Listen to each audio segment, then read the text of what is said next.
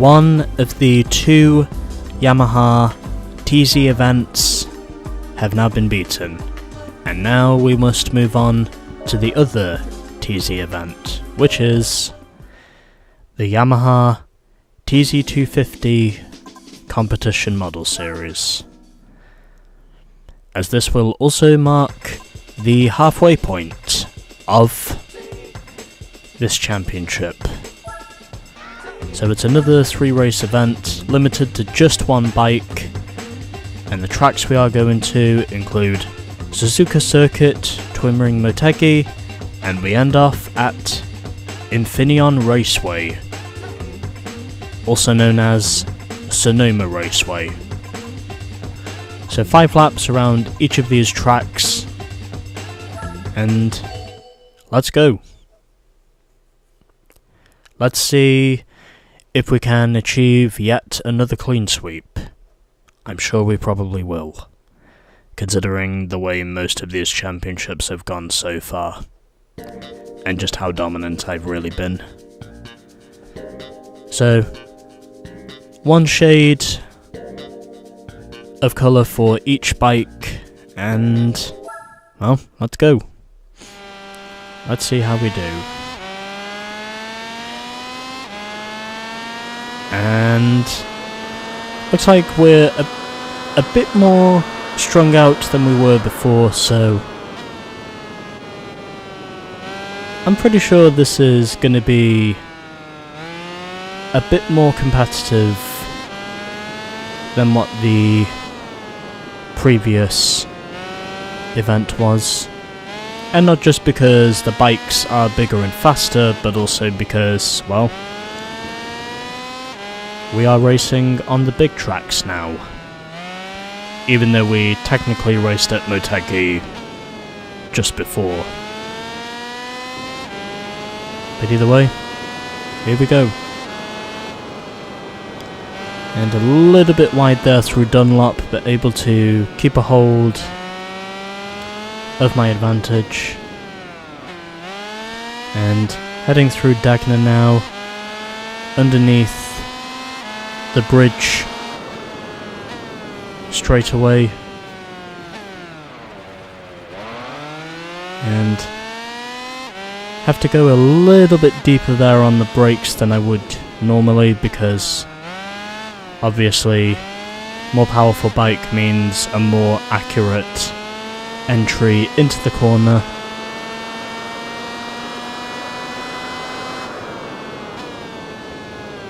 And just about keeping my bike within parameters of the track limits. And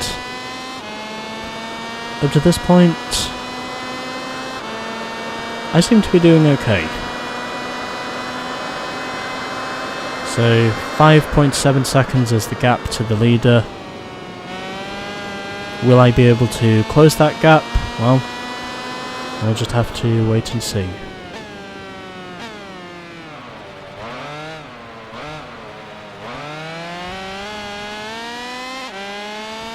And so far so good, as I cross the line with a time of 2 minutes 18.6 seconds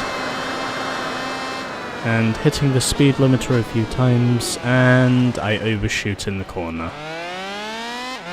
That does not surprise me in any way whatsoever. Hopefully I will not do that again. If I can manage to remember to not hit the speed limiter as many times as I did before.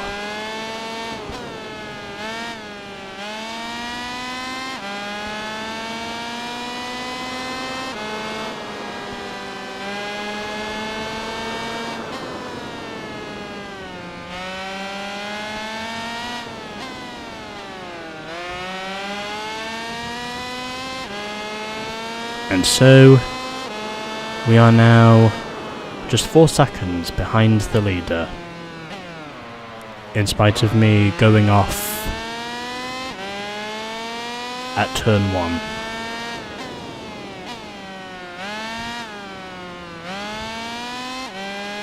But either way, I'm steadily closing in on the leader.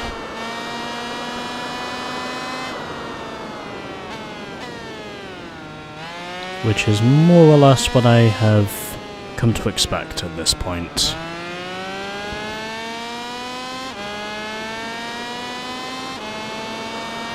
But anyway,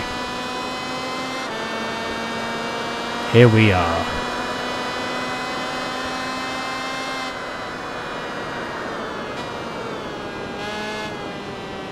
And also had to let go of the throttle there just for a moment so I could give myself a shot to readjust for the corner. That's a pretty tight exit off those 2 chicanes. You really have got to be pincer perfect to get through there. And around the outside, down the front stretch.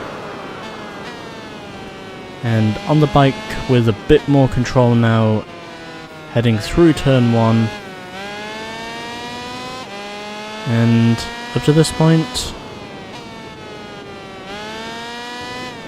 I think it's fair to say this match is pretty much going to be mine by the time I have broken away from the bike behind me. I'm strongly convinced in saying this is not going to be a loss as we head through Dunlop. And keeping it all together, you have got to lift to get through Dunlop on the bike. A little bit of an undershoot there through Dagna 1, but more or less on the curbs through Dagna 2, which I think is okay. And 3.3 seconds is now the gap to second place.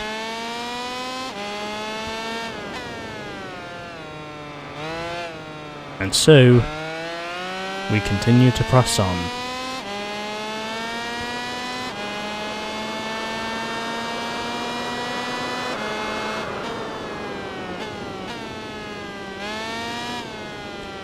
In dominating fashion, as I have done so often here.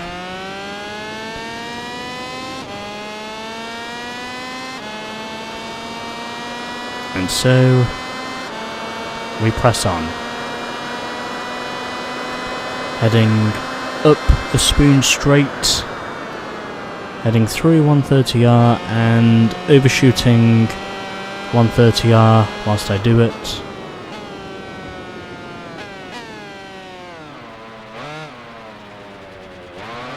And heading through here, we have done it again. We have pretty much broken away from the opposition, and we have most likely shown our mettle in terms of pulling away. We have most likely shown our mettle in terms of pulling away from the opposition, and I almost fall off the bike again, but able to save it right there at the end as I got on the brakes. So heading through Dunlop for the penultimate time in race 1, and now heading through the 2 Dagna corners and up the straight now into the Spoon hairpin, as I like to call it, and heading past a Dunlop sign on entry.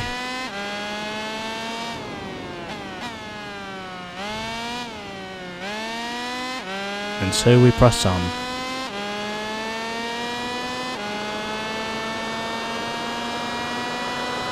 And so we continue to set the benchmark.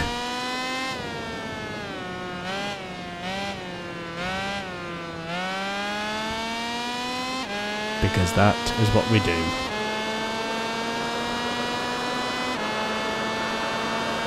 And it looks like, as I would have predicted,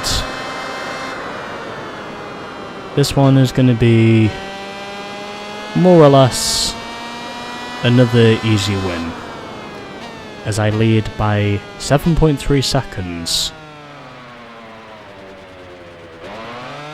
over the... is it the silver TZ250 that's in second? I got a feeling that says it is. Anyways, 6.8 seconds is now the gap, so probably went a little bit slower than I should have done through that set of chicanes, but still able to more or less keep everything else under control.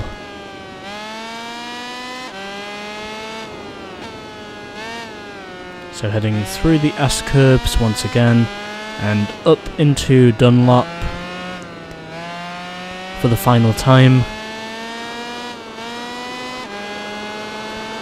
And keeping everything in check, as I so often do. And so, we go onwards once again.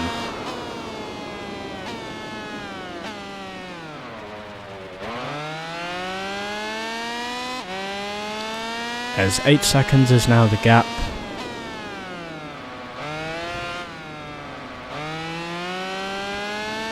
And up to this point, we seem to be doing okay for ourselves.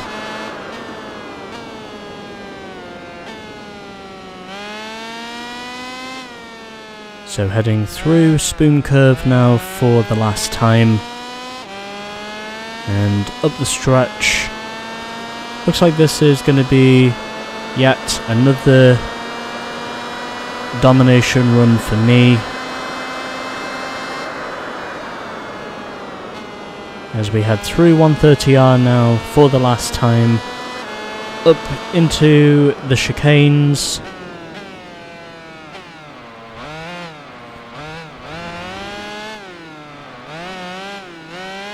and pulling off another miraculous save right there at the end. The track almost killed me, but I somehow pulled it off, and I set a new best lap time in the process, which is actually really funny. Anyways, 9.2 seconds the gap to the silver, 14 seconds to orange, and 15 plus seconds to blue. Anyway, first race down. So, let's now move on to race 2. That was pretty easy once I took over the lead, but either way, there we go. So we have just 2 races to go now, as we are now at Twin Ring Motegi for race number 2. I could have saved the replay at Suzuka if I really wanted to, but I don't have a replay saved at Sonoma yet, so I might consider saving the replay there, because I know that's where, to me at least one replay needs to be saved there. Because why not?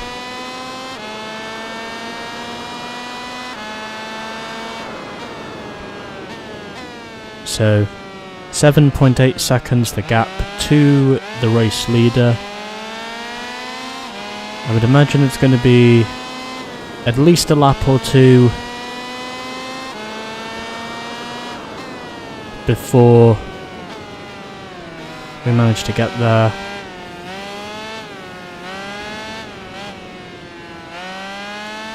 And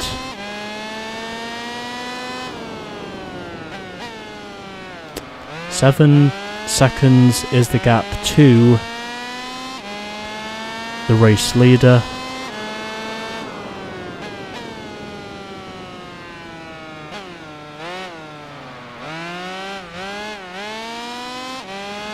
And right now, we are doing okay.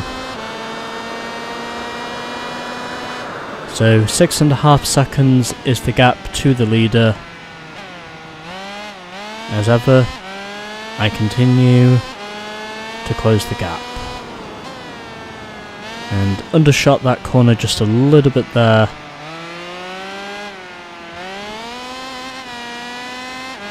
And running wide there on the exit of the last corner. And a 2:01.4 is what I set for my first lap time.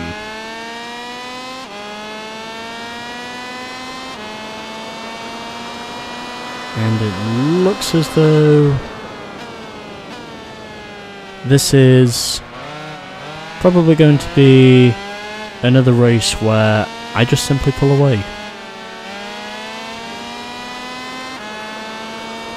So up into second now, as I get the exit off of, I think that was turn 3 where I got the exit. And up to this point, we seem to be doing okay.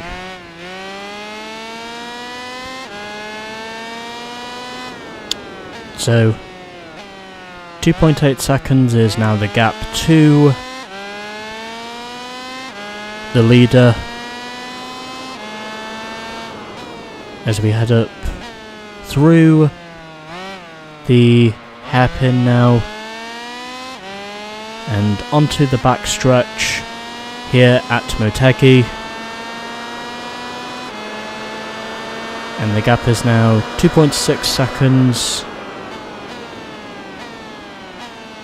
as I continue to slowly but surely close in on the leader.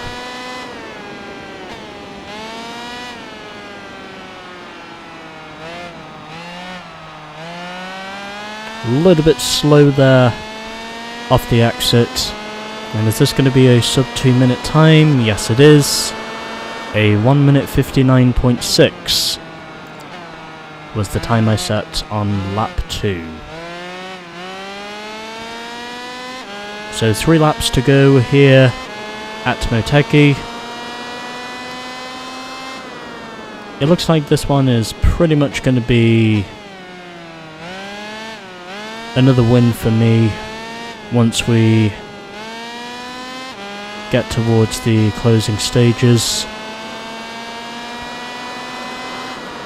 I got a really good exit off of turn 4 there. At least I think that was turn 4. And under the bridge of the Motegi Oval. Of course, I know that's not in usage anymore because, well, no one has officially raced at the Oval now since the earthquake and tsunami of 2011 more or less put the state of the Oval into disrepair.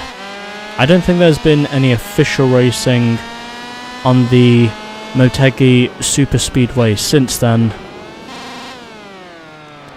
but I do know IndyCar used to race there for a number of years. And it is fair to say that NASCAR also raced there in the late 90s as well. I think the winner of that race, if I'm not mistaken, was Dale Jarrett, but I'd need to do my research to be sure of that. At least I think that was who won NASCAR's first and only race at the Twin Ring Motegi Oval. It's also been a while since I watched that race, so I'd have to be sure of knowing just what precisely is up there in terms of competition that's been run at the Motegi Oval.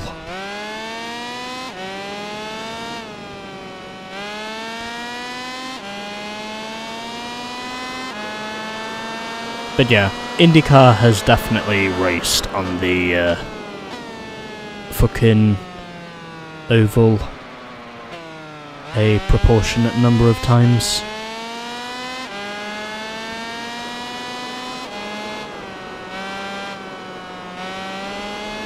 And it is fair to say it certainly had its bright spots as well.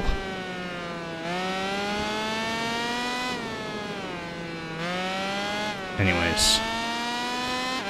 But yeah, unfortunately since 2011, well, there hasn't really been any mention of racing at the Oval in recent times, at least since that earthquake and tsunami ultimately put the Oval into a state of disrepair, from what I've heard. Although they still race on the Motegi road course, they don't exactly do any racing on the Oval anymore. At least that's from what I know anyway.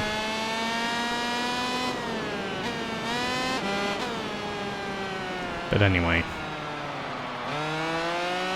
Off the final corner once again.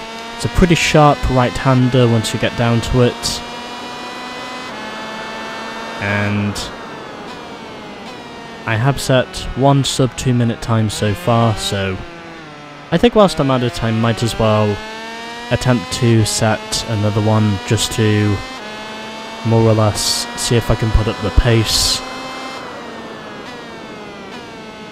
I feel like it is possible for me to do that now because I have such a huge gap ahead of the last placed bike now that I think it probably is time for me to really put the pedal to the metal.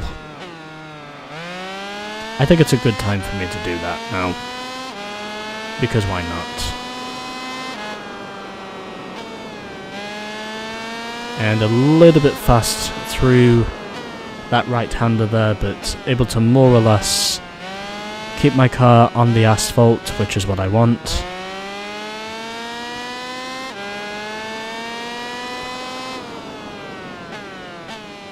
So, heading through this left-hander now, up to the hairpin, and my mistakes at the moment are causing me to lose time, but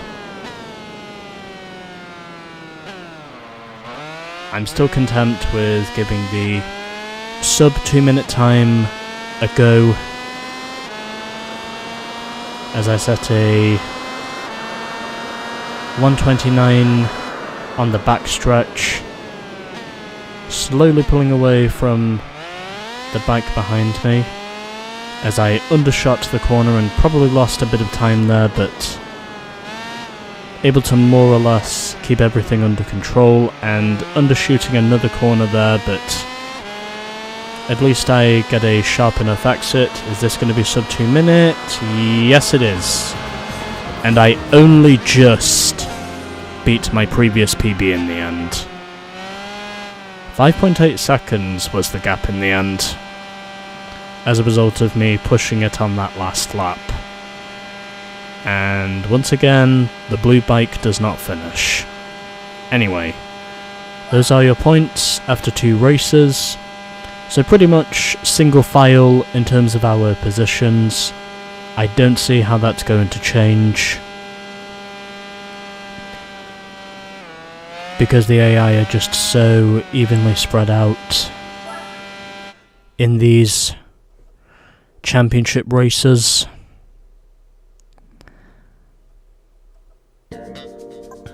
Anyways, there we go.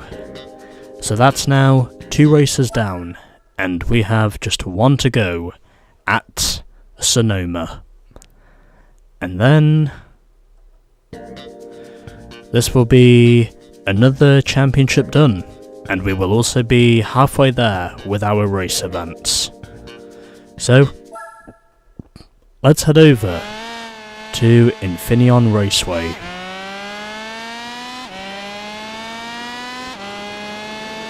And see if we can put together another almighty performance of conquering.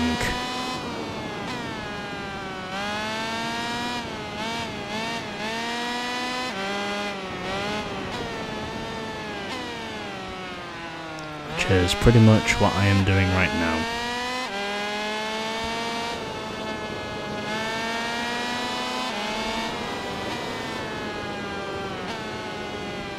Because why not?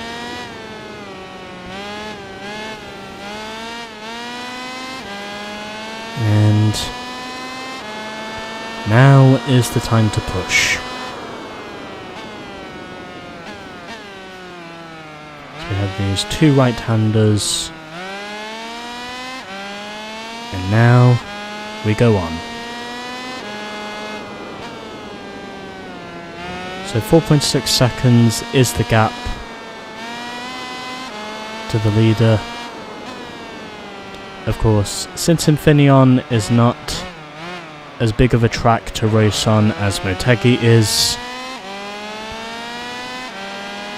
I'm strongly convinced in saying this will be another easy win for me once we get down to it. I'm also pretty sure IndyCar once raced here as well, one time, if I'm not mistaken. At least I'm pretty sure IndyCar did race here at one point. Of course, I know NASCAR still continues to race here because that's more or less what they built this track for, essentially. Out here in the Wine County of California, which is more or less where this track resides, in the desert suburbs of California. I also gave my opponent a little bit of a push there, but either way, I made sure to give him the place back because, well, obviously it can be important to show sportsmanship from time to time. That's also how you know you're being diligent. By handing over positions you know you did not gain on merit. And then, if it's possible for you, you can basically pull off a switchback. As long as you do it cleanly, then you should be fine. Because diligence is one thing that I can confidently say most of the sim racers of today's day and age don't really seem to understand. At least that's what the case is with iRacing.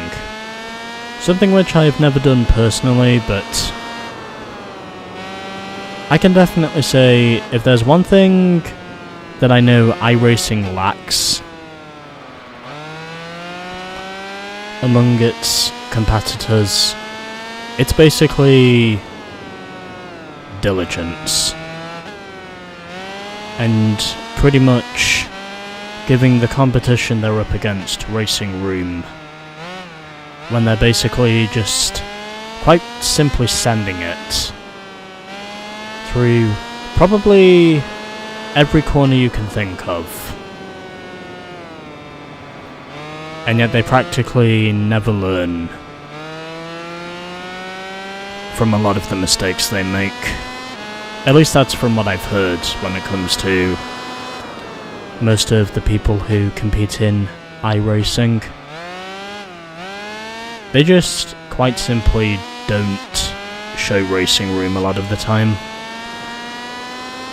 Because they're basically people who more or less think they can either be Dale Earnhardt or Lewis Hamilton or Max Verstappen.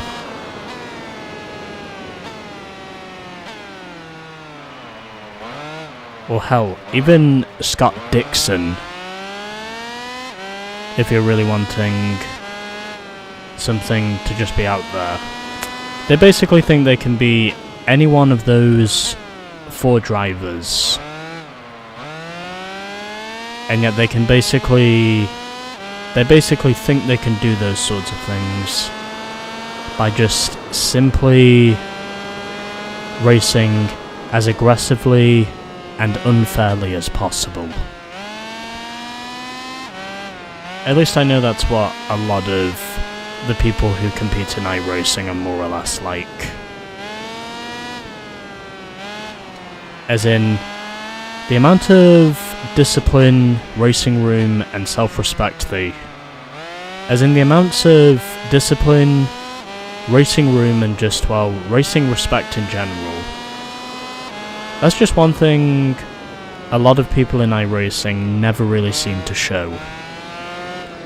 Because they think they can be among racing legends and just race as hard as they see fit, as well as pretty much as hard as they please. And they probably think they will never realistically get any real penalties for it, or any serious repercussions. When in all honesty, I think they probably should.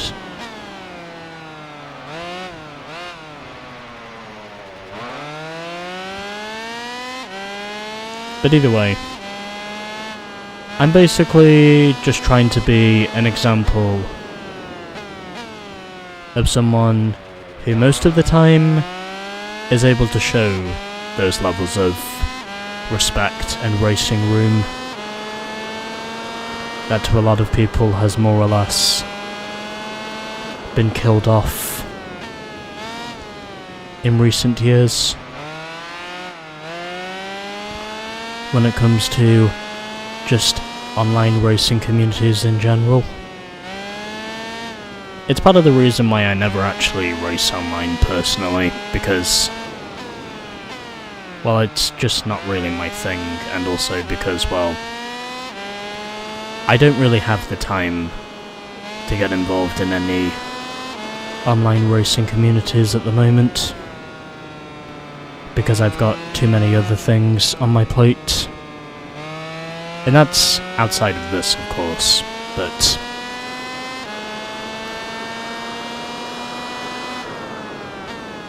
either way,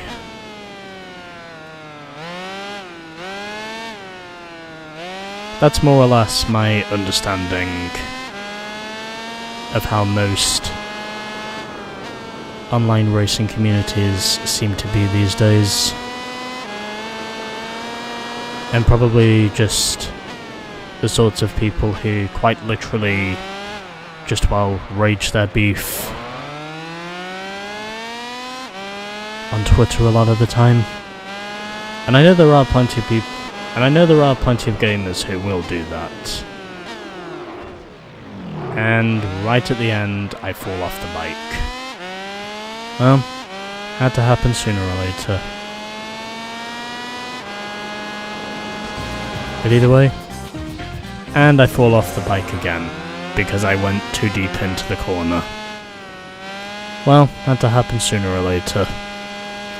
But either way, another easy win for me, and the third placed bike just made it to the finish right there at the end. So, there we go. Anyway. 30 points to me, 18 points to silver, 12 points to orange, and 9 points to blue. I am just simply red with victory. And there we go. And the game decides to do the fade out for me. It's also a bit of a shame to say that I cannot see how far behind the blue TZ250 finished behind me. If I was to take a guess, I would say he was at least 18 seconds behind me, possibly 19. At least that's what I think, anyway. But either way, there we go. Another replay saved, and also another track's worth of clickbait is added to my collection. So, another championship is done, and it's another clean sweep for me, as I would have expected. And let's now collect our rewards. So, first of all, we get more riding gear, another fucking helmet, and for winning the championship, we get another Suzuka 8-hour bike. This time getting the YSP and Presto Racing YZF R1 Suzuka 8-hour. And we also get the racing suit as well, the YSP and Presto Racing Nakatomi Suzuka 8-hour.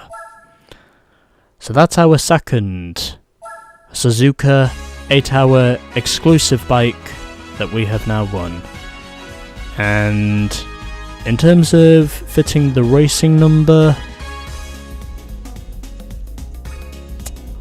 you know what? Because we're halfway through the game, why don't I? I'll get it fitted to my Yamaha just because we're halfway through the game. I might as well do that at least once. So we're now halfway through the race events. And now we just have all these other race events to go, as we have a total of 1, 2, 3, 4, 5, 6 championships to go. And that also means we have a total of precisely 5 single race events. I will count these up to be sure. 1, 2, 3, 4. Yeah, that's right. Yeah, that's right. So we've got 6 championships and 5 single race events to go. Plus the other event that will be added later on. I did think to myself over whether or not I should add the number 1, but either way, it's basically with the same font as we get before. I figured because we were halfway through the game, I might as well showcase it at least once. Even though I probably won't be doing that again until we're finished with the TT World Series. So, let's have a look at our second Suzuka 8-hour exclusive bike. The Yamaha YZF R1. As tuned by YSP and Presto Racing. I will make sure to use all of these bikes for the bonus series of races that will be coming up in the end. And this one is number 21. Cool. So we were at 66.3% before, so where are we now? Oh, correction, we were at 68.4% before.